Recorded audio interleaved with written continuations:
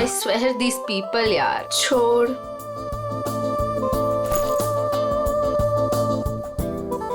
हो क्या गया इस प्रिया को? प्रेजेंटेशन था और ऐसे ही उठ के आ गई। छोड़ ना। बॉस भी खूब डांटे होंगे।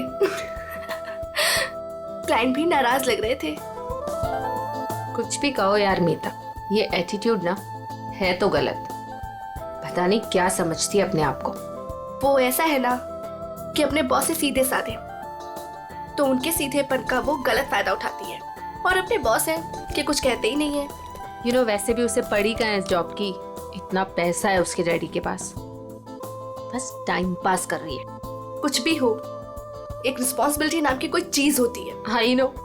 बाल देखे थे उसके सिर के, कैसे बिखरे हुए थे, जैसे किसी ने सिर के बाल नोच लिए हो।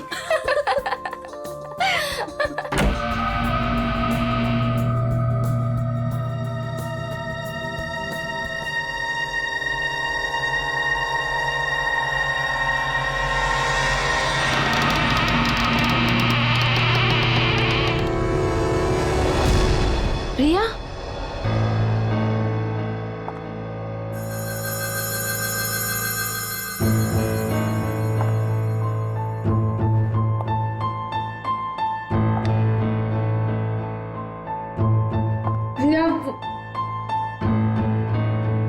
प्रिया वो एक्चुअली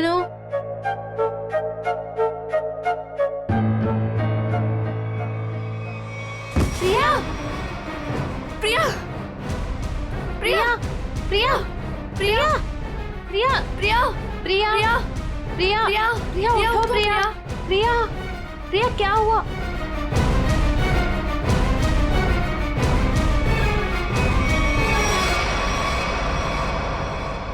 ये तो मर गई।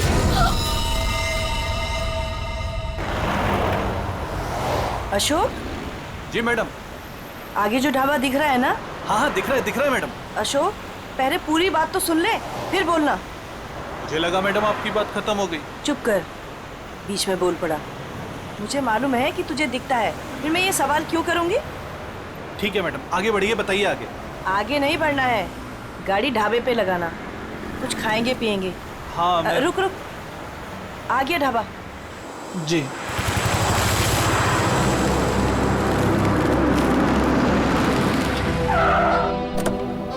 आइए साहब, उतरिए।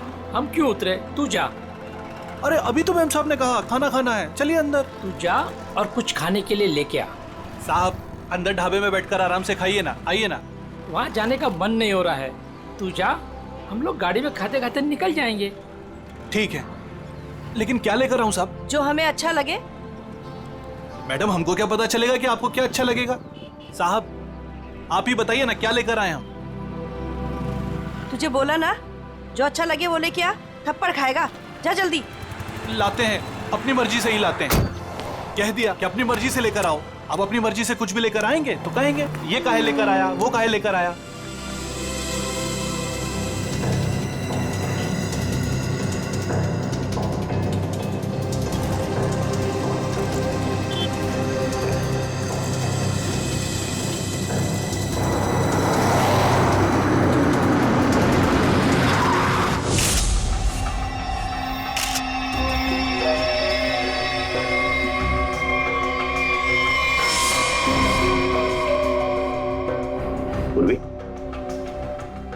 पलटाओ इसे। सर,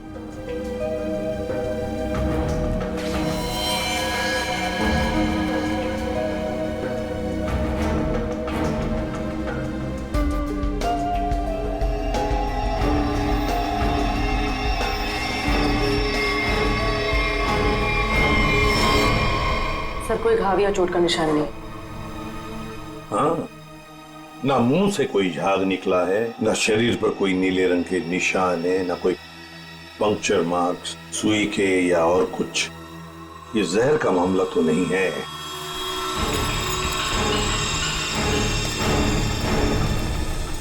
सर, सर अंदर से भी ऐसा कोई सामान नहीं मिला जिससे इसकी मौत के बारे में कुछ पता चल सके। सर ये बैग मिला है जिसमें मेकअप का सामान पड़ा हुआ था। मेकअप का सामान?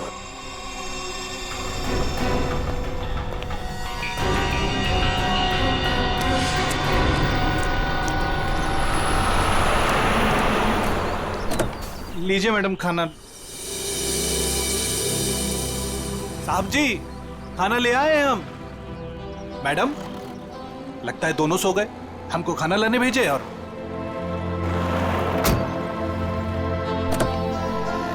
हमको समझ में नहीं आता है हमारे साहब और मालकिन का। हमको बोले खाना लाओ और जरूर दवाई खाकर सो गए होंगे। 50 बार समझाया है कि भैया खाना खाने के बाद दवाई खाओ, पर नहीं, भूल जाते हैं। लगता है कि कुंभकर्ण जो बूटी खाता था वही इनकी दवाई में मिला दी है डॉक्टर ने। चलो चलते हैं घर लेके।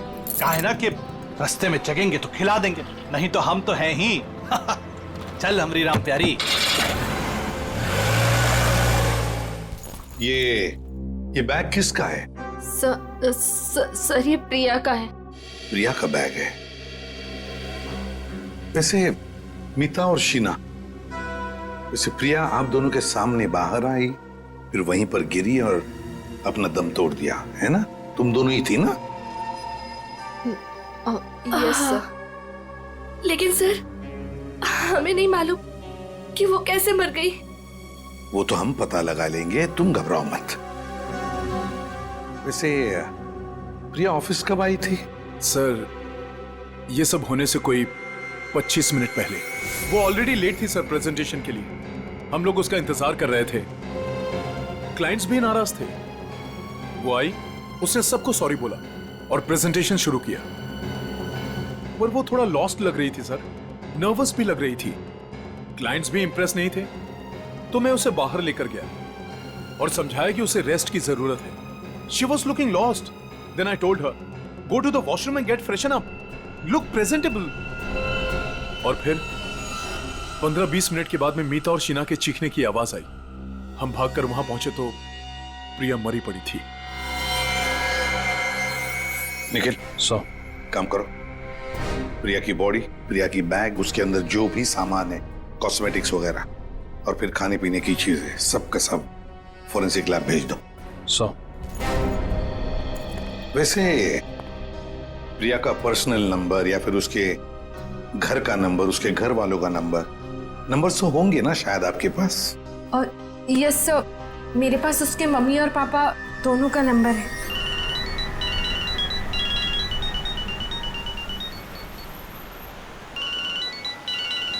अरे साहब फोन बज रहा है आपका, उठाते क्यों नहीं है?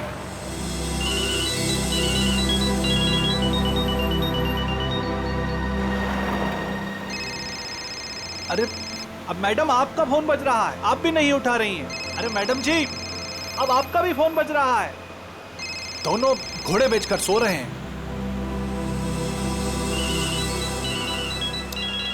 फिर से फोन बजने लगा भाई। अरे साहब, मेम साहब, फोन काहे नहीं उठा रहे हैं आप लोग? अरे फोन बज रहा है आपका। लगता है हमको ही रोकना पड़ेगा।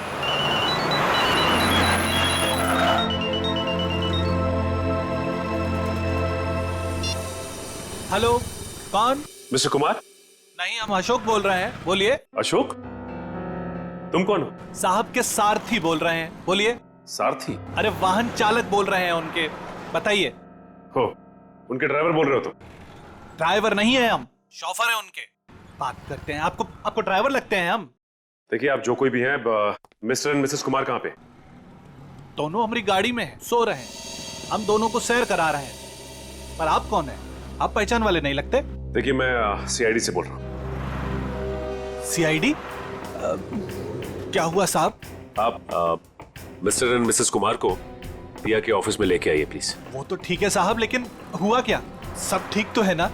प्लीज आप आ जाइए, फिर बात करते हैं, ठीक है? हाँ साहब, हम तुरंत आते हैं।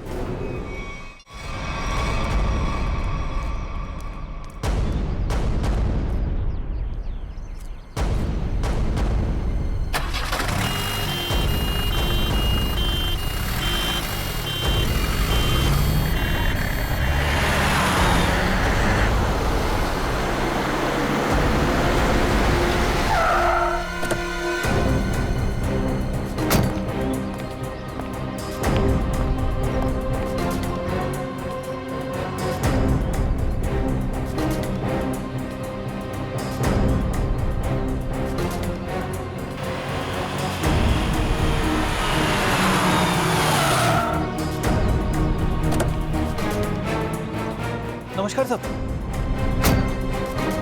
सीआईडी टीम आप ही हैं। मिस्टर एंड मिसेस कुमार कहाँ हैं? गाड़ी में है ना सब, सो रहे हैं। बुलाइए। क्या? सो रहे हैं। सो रहे हैं अभी? हाँ, सर। अभी सर, यहाँ कुछ खास हो रहा है क्या? मतलब आपने बुलाया है इसलिए? जी हाँ, खास बात है। कुमार जी की बेटी प्रिया की मौत हो गई है। क्या बात कर रहे हैं सर आप? जी हाँ। Mister Kumar. Missus Kumar. Missus Kumar. Kumar साहब। मिस्टर कुमार।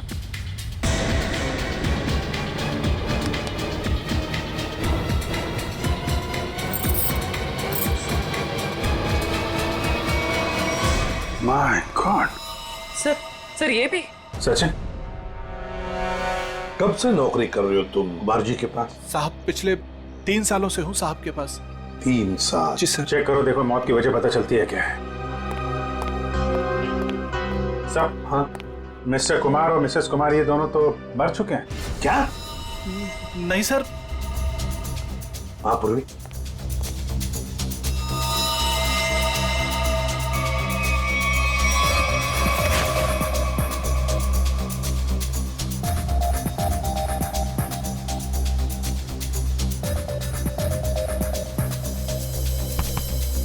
एक घंटे से ज्यादा तुम इन दोनों को गाड़ी में बिठाकर घूम रहे हो और तुम्हें पता तक नहीं? नहीं सर, ऐसा कैसे हो सकता है? अरे जब पूना से हम लोग निकले थे तब साहब और मेम साहब एकदम ठीक थे। बल्कि रास्ते में मेम साहब ने मुझे कहा कि ढाबे पर गाड़ी रोक लो, खाने के लिए कुछ लाना है। गाड़ी ढाबे पे लगाना, कुछ खाएंगे पिएंगे।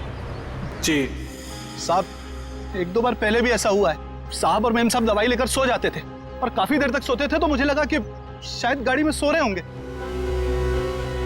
सर, हाँ? दोनों के शरीर में अभी घाव या चोट का निशान नहीं है। कोई भी निशान नहीं? तो कहीं जहर तो नहीं दिया इनको? जहर के कोई सिम्टम्स या कोई निशान है? नहीं सर, बस सर कार में भी ऐसा कुछ नहीं मिला जिससे इनकी मौत के बारे में कुछ पता लग सके। अच्छा, और भी कुछ मिला क्या? हाँ सर, गाड़ी में खाना है, हो सकता है उससे कुछ हुआ। नहीं सर, ऐसा हो ही नहीं सकता। वो क्या है ना कि साहब और मेम साहब ने खाने को चखा भी नहीं था, खाया ही नहीं साहब। सर, प्रिया भी कुछ इसी तरीके से मरी है। इन तीनों की मौत के पीछे वजह क्या हो सकती है? एक बात बताओ, कुमार जी के परिवार में और कौन कौन है? साहब, प्रिया मैडम और उसके बाद बड़ी बेटी थी रीमा मैडम और छोटी अन्नू। अच्छा, तो ये दोनों बेटियां अब कहाँ होंगी? साहब, अब रीमा जी तो अपने पति धीरज के साथ अंधेरी में रहती हैं। अन्नू मैडम अपने माता पिता के साथ मलाड वाले फ्लैट में। नंबर है इनके आपके पास? हाँ है ना साहब। सचिन, ये सब अन्नू मैडम का नंबर है सर।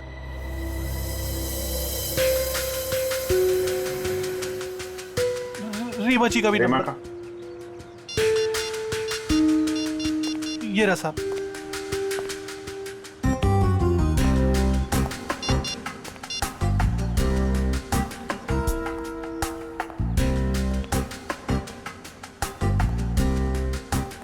हेलो रीमा जी, मैं सीआईडी से इंस्पेक्टर अभिजीत बोल रहा हूँ। आप सीआईडी ब्यूरो आ सकती हैं? वो हम आपको बाद में बताएंगे, थोड़ा अर्जेंट है। आप प्लीज़ जल्दी आइए। या ओके। सर, रीमा को बोल दिया है सीआईडी ब्यूरो आने के लिए। और सर अनु तो फोन ही नहीं उठा रही। हो सकता है साहब कॉलेज गई होंगी। कौन से कॉलेज में?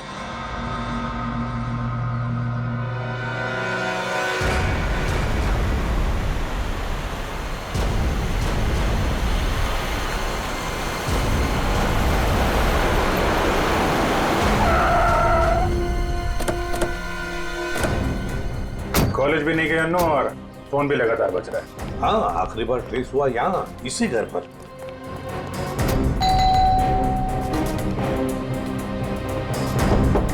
अन्नू,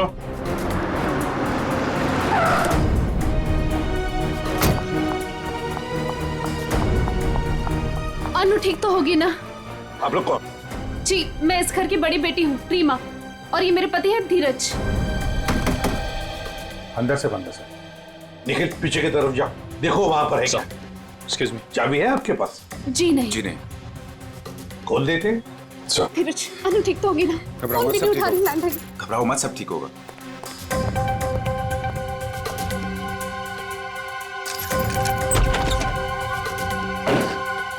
अनु अनु! अनु अनु! अनु अनु!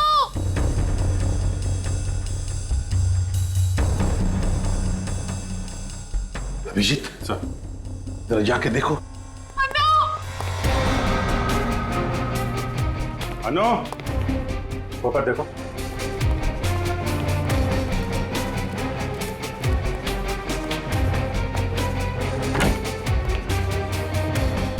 हाँ सचिन। अनु यहाँ पे नहीं है सर। नहीं, सब ठीक होगा। सर ये क्या हो रहा है? पहले मेरे माँ बाप चले गए, फिर प्रिया और अब अनु। अनु का कुछ पता नहीं चल रहा है। सब पता चल जाएगा।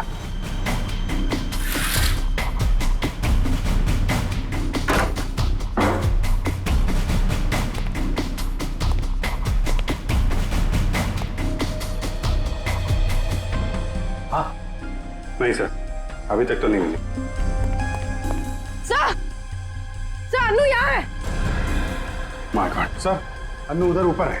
चलो।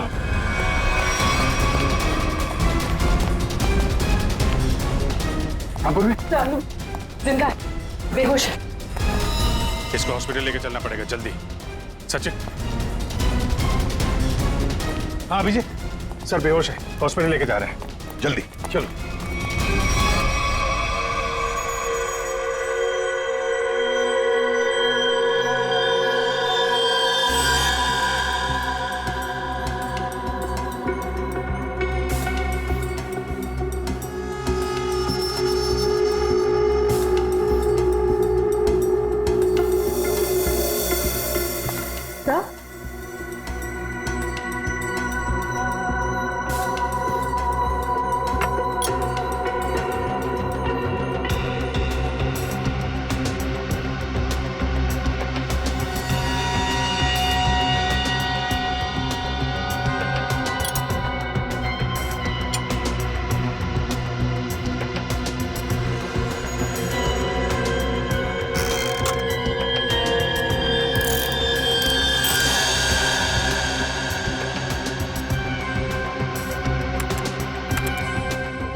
अच्छा, तो ये बात है। यार बात क्या, ये तो बता। बॉस, इन तीनों की मौत जहर की वजह से हुई है। जहर से? यार सालों के मान लिया कि इनकी मौत जहर से हुई है, पर कहीं पर भी इनके शरीर पर जहर अंदर जाने का निशान नहीं है, ना कोई रंग बदला इनके शरीर का, और तू कह रहा है जहर से मौत हुई है? यही तो बात है, यही बात है जो मेरी भी समझ में नहीं आ रही है कि इन तीनों की मौत जहर की वजह से हुई है, लेकिन इनका शरीर नीला क्यों नहीं पड़ा? और ये जहर गया कैसे इनके शरीर में? कमाल कर रहा है सालों के। एक तरफ तो कह रहा है कि तीनों की मौत जहर से हुई है, और फिर दूसरी तरफ कह रहा है कि तुझे पता नहीं ये जहर इनके शरीर में गया कैसे, कब गया। यार ये कैसे चलेगा? बस ये गुत्थी है जो अभी सुलझ नहीं पा रही है।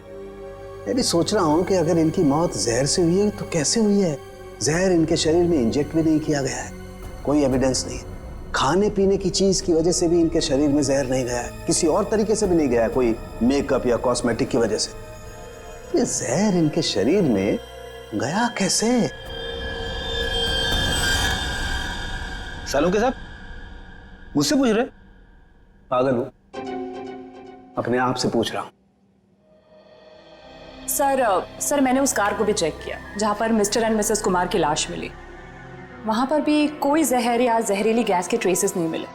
Salunke, mister and Mrs Kumar की मौत पुणे से मुंबई आते वक्त गाड़ी में हुई, और प्रिया की मौत उसकी अंधेरी वाली ऑफिस के वॉशरूम में हुई, मीलों दूर, मगर एक ही वक्त पर और एक जैसे ही जहर से।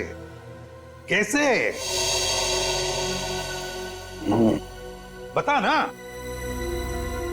अच्छा चल, ये तो बता सकता है कि कौन सा जहर था। बस वो कुछ टेस्ट अभी करना बाकी है, उसके बाद पता चलेगा कि वो जहर कौन सा था और जहर कैसे गया इनके शरीर में। सर, हाँ सर, अनु को ऑब्जर्वेशन में रखा गया है और डॉक्टर्स का कहना है कि आने वाले 24 घंटे उसके लिए बहुत क्रिटिकल हो सकते हैं सर। तो डॉक्टर ने बताया नहीं किस वजह से बेहोश हो गई? सर, जहर का असर हुआ उसे। क्या? जहर से? हाँ सर। और सर अजीब बात तो यह है कि उसके शरीर में यह जहर ना ही किसी इंजेक्शन से गया है और ना ही किसी खाने की चीज से। मिस्टर एंड मिसेस कुमार और प्रिया तीनों की मौत जहर से हुई और अब अनु को भी जहर दिया गया था। है ना बड़ी अजीब बात। ऐसे लगता है जरूर कोई ना कोई तो है जो इस पूरी कुमार फैमिली को खत्म करना चाहता है। सर, पूरी कुमार फैमिली ने, बड़ी बहन रीमा को तो कुछ भी नहीं हुआ। बस रीमा के खून का टेस्ट किया मैंने, उसके शरीर में जहर नहीं। मगर सर, पूरी फैमिली को कोई क्यों मारना चाहेगा? किसी न किसी को तो फायदा है कुमार फैमिली को खत्म करके, पर कौन है वो और फिर क्यों? कहीं ये प्रॉपर्टी का चक्कर तो नहीं? धीरज जी, 3 लोगों की जानें ली गई है। एक अनु जिंदगी और मौत के बीच में झूल रही है, मगर तुम दोनों, तुम और तुम्हारी पत्नी, तुम तो बिल्कुल ठीक ठाक हो। ये कैसे? हम ठीक हैं, इसका मतलब ये नहीं कि हम उनके दुश्मन हैं। तो फिर और कौन हो सकता है तुम्हारे अलावा? कोई भी हो सकता है। इतना बड़ा बिजनेस है, होगा कोई जिसकी आंखों में ये धन दौलत चुभ रही होगी। वही तो हम जानना चाहते हैं, खूनी कौन है? मुझे नहीं पता कि उनका खूनी कौन है, लेकिन उनकी मौत का इल्जाम अब हम पर मत लगाइए। आप क्या चाहती हैं? सीआईडी ये मान ले कि आप दोनों बेकसूर हैं? मत मानिए हमें बेकसूर, लेकिन मेरे माँ बाप और बहन थे वो। हम अपने परिवार वालों को खत्म नहीं कर सकते। मैडम, ये कहीं नहीं लिखा कि कोई अपने परिवार वाले को मार नहीं सकता। मेरे पास आपके टेढ़े मेढ़े सवालों का जवाब नहीं है। अगर आपको लगता है कि उनका खून हुआ है, तो पता लगा है कि उनका खूनी कौन है। सर, मुझे लगता है कि ये सारे खून धीरज साहब कर रहे हैं। क्यों भाई, तुम्हें ऐसा क्यों लग रहा है? अब वो क्या है ना साहब के धीरज साहब आए दिन आकर साहब के पास पैसे मांगने आते थे। साहब और मेम साहब इस बात से नाराज रहते थे साहब। अच्छा, ये धीरज काम वाम नहीं करता था क्या? क्या काम करेंगे साहब? वो कहते हैं ना कि जब ससुर दौलत का समंदर हो तो इस तरीके के दामाद बाज कैसे आने वाले हैं। अच्छा, ये धीरज इतने सारे पैसों का करता क्या था? अरे बोलो ना भाई, क्या करता था? साहब वो जुए और शराब की लत। वो कहते हैं ना साहब कि एक बार ये लत लग जाए तो अच्छे बर्बाद हो जाते हैं। मैं तो कहता हूँ साहब 2-4 लाख रुपया नहीं, 10-20 लाख भी होता तो सब हवा हो जाता। मैंने बड़े बड़े महलों को शराब के प्यालों में बहते हुए देखा है साहब। हमारे धीरज साहब भी कुछ उसी तरीके के आदमी हैं साहब। हाँ, वही हुआ होगा ना सर। मिस्टर कुमार से उसने पैसे मांगे होंगे, मिस्टर कुमार ने मना कर दिया होगा, तो गुस्से में आके इसने उनका खून कर दिया। वही हो सकता है साहब, लेकिन हमारे साहब भी क्या करते? किस किस को पैसा बांटते साहब? और पैसों के लिए तो रोजाना झगड़े होते थे घर में। अभी 3-4 महीने पहले भी झगड़ा हुआ था धीरज साहब का और वरुण साहब का, वो प्रिया दीदी के पति का। प्रिया का पति भी है नहीं साहब, थे। वो 3 महीना पहले कार एक्सीडेंट में उनकी मौत हुई ना साहब। कार एक्सीडेंट में? अच्छा, ये बताओ कि ये झगड़े के कितने दिन बाद वरुण का एक्सीडेंट हुआ था? 1 हफ्ते के बाद सर। सर, ये एक्सीडेंट है या मर्डर? पंकज, ये सारा का सारा चक्कर प्रॉपर्टी के लिए हो रहा है। धीरज को सारी की सारी प्रॉपर्टी खुद ही चाहिए थी। प्रॉपर्टी मुझे कैसे मिलेगी सर? बताओ, चल बता देता हूं। अगर पूरा का पूरा कुमार खानदान मिट गया तो सारी प्रॉपर्टी किसे मिलेगी? तुम्हारी पत्नी रीमा को। अगर रीमा को कुछ हो गया तो फिर प्रॉपर्टी किसके नाम पर हो जाएगी? धीरज जी, प्रॉपर्टी तुम्हारे नाम पर हो जाएगी। क्यों बोलती बंद?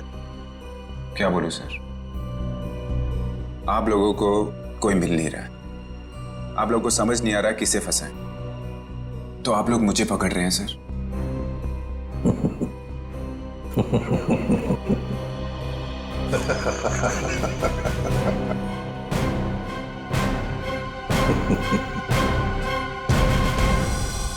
कुमार साहब की सारी जायदाद उनके बच्चों के नाम पर है। अगर बच्चों को कुछ हो जाता है तो ये सारी जायदाद एक ट्रस्ट को चली जाएगी। तो मतलब अगर बच्चियों को, मेरा मतलब है लड़कियों को कुछ हो गया तो उनके पतियों को कुछ नहीं मिलेगा? जी नहीं। मगर ये सब क्यों पूछ रहा? ये सारी जायदाद तो उन्होंने बेच दी है। क्या? कुमार साहब ने प्रॉपर्टी बेच दी? हाँ। किसे? अलग अलग लोगों को। ये है उसके सारे डॉक्यूमेंट्स।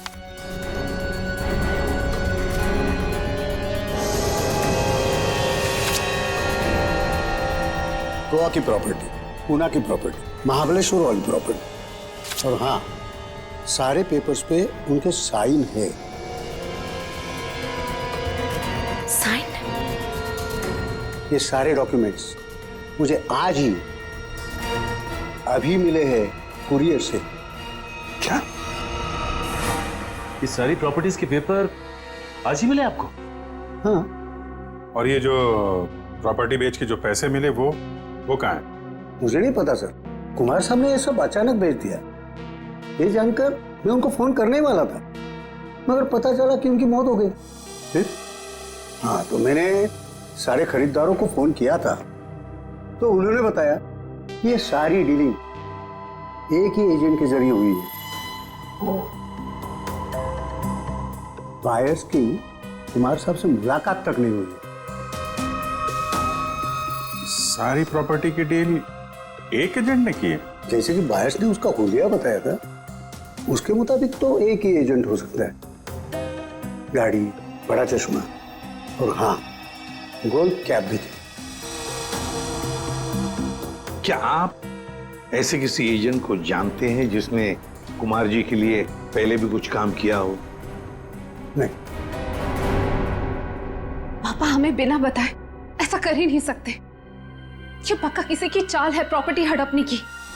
सर, रीना बिल्कुल सही कह रही है। मुझे लगता है कोई हमारे साथ गेम खेल रहा है।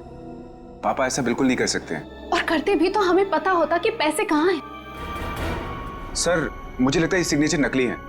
किसी ने पापा के सिग्नेचर कॉपी करे हैं। जी नहीं, सिग्नेचर्स मैंने चेक किए और नहीं है कुमार साहब के। ये अंकल, आप पापा को जानते हैं, पापा ऐसा कर ही नहीं सकते। वो हमें बिना बताए इतना बड़ा फैसला ले ही नहीं सकते। ये पक्का किसी की चाल है, कोई फ्रॉडरी, कोई फ्रॉड है। तो कोई तो है जो इन सब चीजों पे नजर रख रहा है, वरना ऐसे कैसे हो सकता है कि आज ही प्रॉपर्टी के पेपर आए और आज ही कुमार साहब की मौत हो गई। हाँ, ताकि कुमार साहब किसी को सच्चाई बता ना सके। सर, लेकिन ये कर कौन सकता है तो कोई ये परिवार वाला ही, वरना बाहर वाले को कुमार साहब से साइन लेना और उनको बिना शक हुए आसान नहीं है।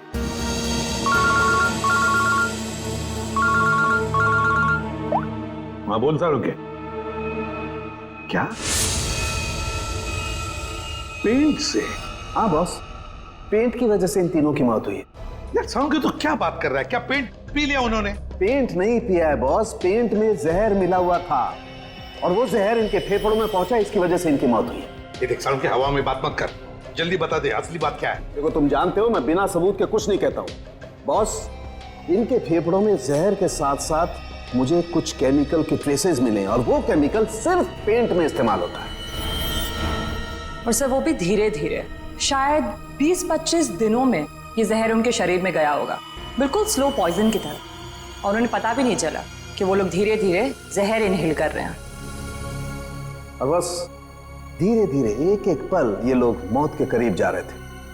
और संयोग की बात है कि आज उस स्लो पॉइजन की वजह से इनकी मौत हो गई।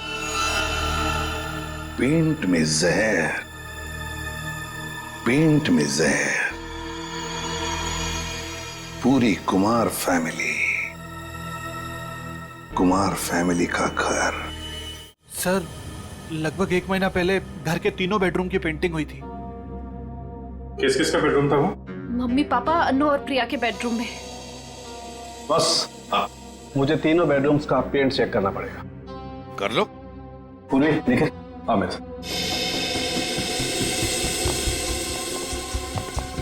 ये पेंटिंग का कॉन्ट्रैक्ट किसने लिया था?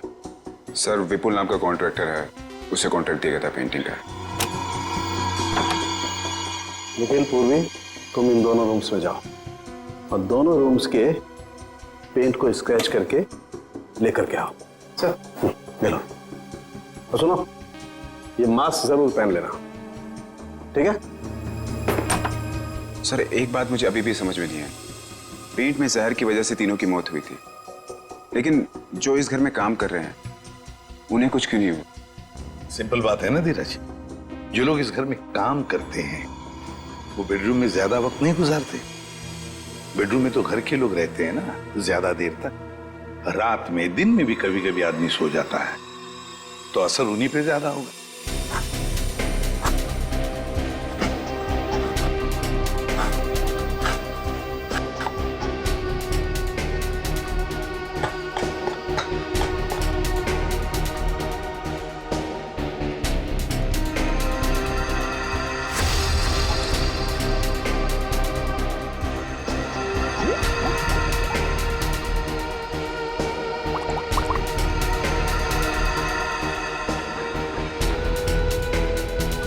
ये किसकी तस्वीर है?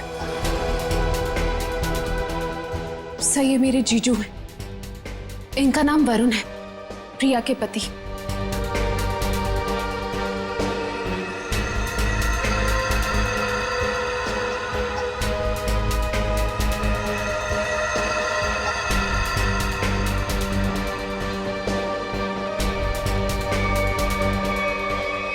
बॉस, कंफर्म हो गया, तीनों बेडरूम के पेंट में जहर है।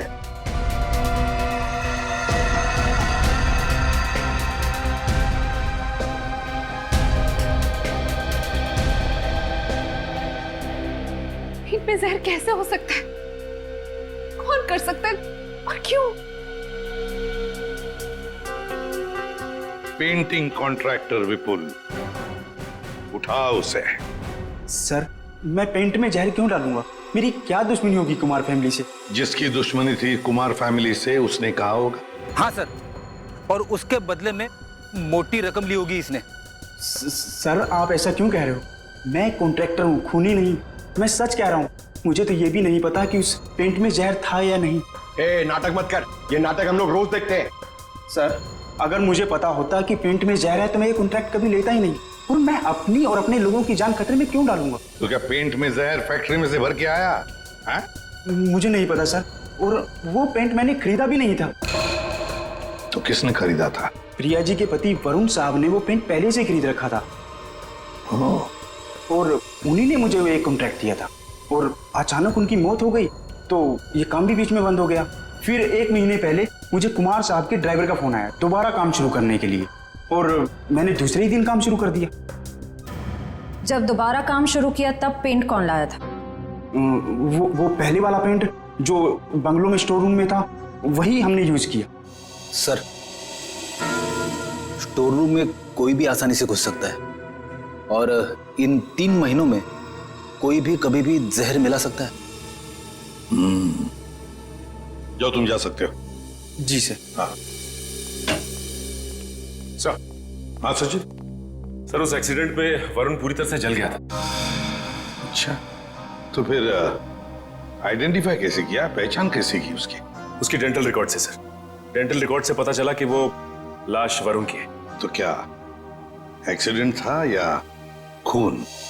सर पुलिस का ऐसा मानना है कि वो खून नहीं था बल्कि एक्सीडेंट था, और उनका तो ये भी कहना है कि कुमार फैमिली में आपस में काफी प्रॉब्लम्स थी, लेकिन उसके बावजूद उनको अब तक कोई भी सबूत नहीं मिला सर। और कुछ? सर हाँ, ये वरुण की एक दोस्त दिशा, उसके साथ अक्सर वो फोन पे बातें किया करता था घंटों घंटों, और जिस वक्त एक्सीडेंट हुआ उससे पहले भी वो दिशा से फोन पे बात कर रहा था गाड़ी चलाते हुए। यही आई विटनेस का भी कहना है, इसीलिए वो सामने से आती हुई गाड़ी को देख नहीं पाया और गाड़ी खाई में गिर गई। दिशा? तो लोकल पुलिस ने दिशा से बातचीत भी की होगी, पूछताछ की होगी, कुछ बताया तुम्हें?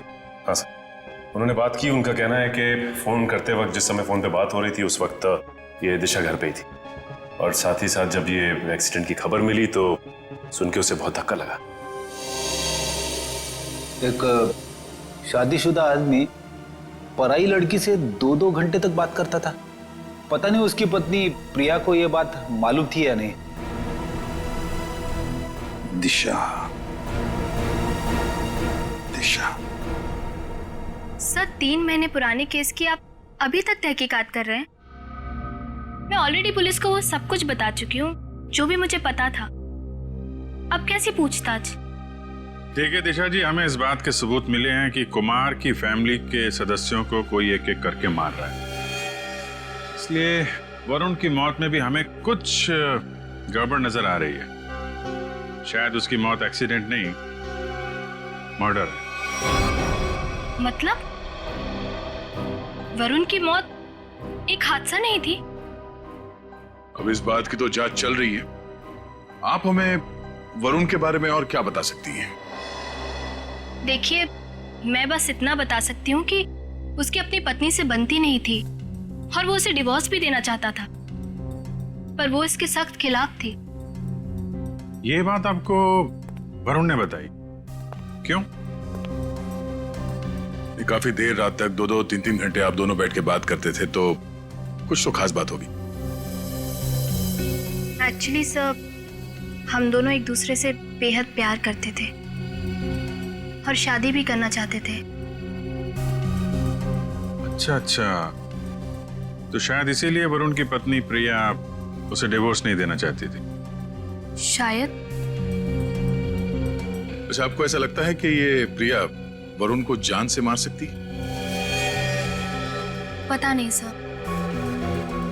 अच्छा, क्या ऐसा हो सकता है कि वरुण अभी भी जिंदा हो और कहीं छुप के बैठा हो? क्या बात कर रहे हैं सर? पुलिस ने खुद उस लाश के डेंटल रिकॉर्ड्स को वरुण के डेंटल रिकॉर्ड से मैच करके ही तो उसकी शिनाख्त की है। आपको उनके काम पर भरोसा नहीं? नहीं, वो ऐसी बात नहीं है। हम इस केस के हर पहलू को देखते हैं, और आप वरुण की इतनी करीबी हैं, बहुत कुछ जानती है उसके बारे में, इसीलिए आपसे पूछा। सर, एक तो आप लोग मुंह में उंगली डालकर बात निकलवाते हैं, और जब बता दो तो आप बताने वाले पर ही शक करने लगते हैं। क्या करें, हमारा काम ही कुछ ऐसा है। हम लोग शक से शुरू करते हैं और फिर सबूत तक पहुंच जाते हैं। सर, इन्होंने तो कहा था कि इस घर में ये अकेली रहती है, पर अंदर बेडरूम की अलमारी से ये किसी आदमी के कपड़े मिले, बहुत सलीके से रखे हुए थे। दिशा जी, कुछ बताएंगे आप इन कपड़ों के बारे में? वरुण के हैं। वरुण? वरुण के कपड़े अभी भी आपकी अलमारी में? मतलब? ये तब के हैं जब वो जिंदा था और कभी कभी प्रिया से छुपके मेरे घर रुकने आया करता था। मैं कभी इन्हें फेंक ही नहीं पाई, हिम्मत ही नहीं हुई। इन्हें देख के मुझे उसकी याद आती है और उसे याद करना मुझे अच्छा लगता है। माफ कीजिए दिशा जी, हमने आपका दिल दुखाया, पर हम बस अपना काम कर रहे थे। Thank you very much.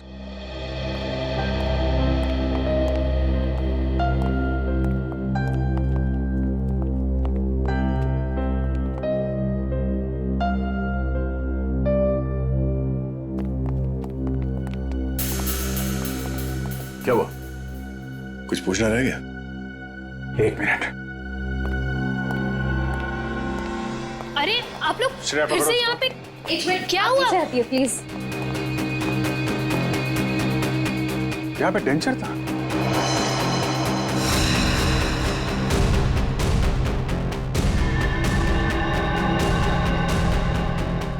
मैंने दांतों का सेट देखा था इस पानी में, अभी गायब है। दांतों का सेट यहाँ पे? इसका मतलब है वही है। सर खिड़की खुली, लगता है वहां से भाग गया। पकड़ो अभिजीत, एक मिनट। हाँ, ये देखो।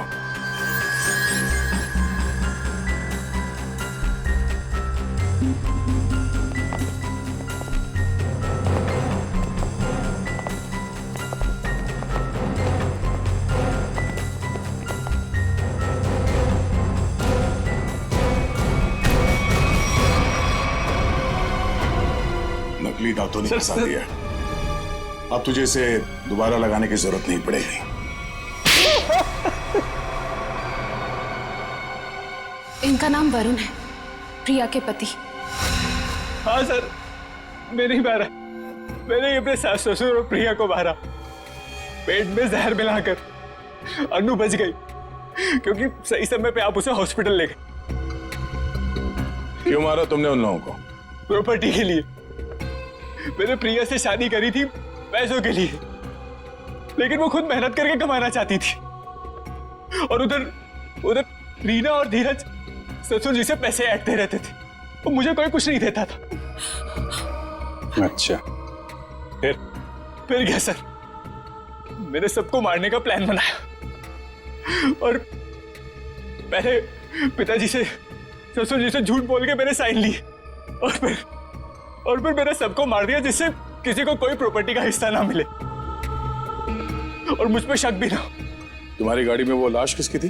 वो एक लवारिस लाश थी जिसके जबड़े में मैंने अपने दांत लगा दिए थे, ताकि लोगों को लगे कि वो जली हुई लाश तुम्हारी है। हाँ सर, पर आप लोग पैसे और प्रॉपर्टी के लालच में क्या क्या करते रहे तुम। खून पे खून किया और मिला क्या है? जेल की काल कोठरी और फांसी का फंदा।